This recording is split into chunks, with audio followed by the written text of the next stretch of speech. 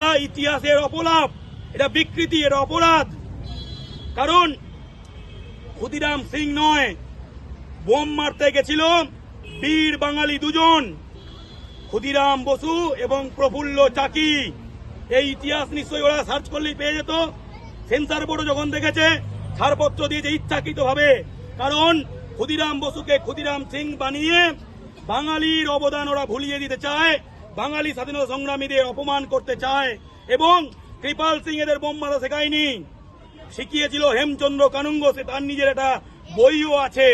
এবং বারিন্দর কুমার, যাকে বলা হচ্ছে, যাকে বিকৃত করে, সেটা হচ্ছে বারিন ঘোষ, বিপ্লবী বারিন ঘোষ।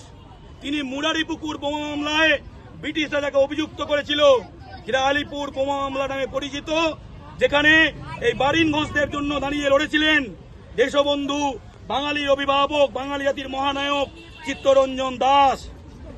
দুটো আলাদা ঘটনাকে খিচুড়ি করে একটা ঘটনা করা হলো এবং নামগুলো করা হলো বারিন্দর কুমার এবং ক্ষুদিরাম সিং। এটা আমরা মনে করি ইচ্ছাকৃত। কারণ এর আগেও জি5-এর অভয় 2 সিরিজে ক্ষুদিরাম বসুকে টেরোরিস্ট ক্রিমিনালদের চাঁদে দেখানো হয়েছিল। আমি বাংলা পক্ষ তরফে লিগাল নোটিশ দিয়েছিলাম জি5-কে।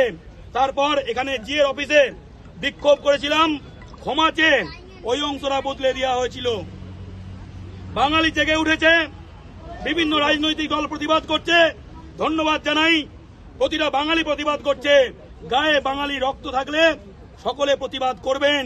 কারণ ক্ষুদিরামের অপমান মানে বাঙালির অপমান, ভারতের অপমান, প্রতিটা স্বাধীনতা সংগ্রামীর অপমান। বারিন ঘোষের অপমান মেনে নেওয়া হবে না, প্রফুল্ল চাকির অপমান মেনে নেওয়া হবে না। প্রকাশ্য ক্ষমা চাই, দাবি প্রকাশ।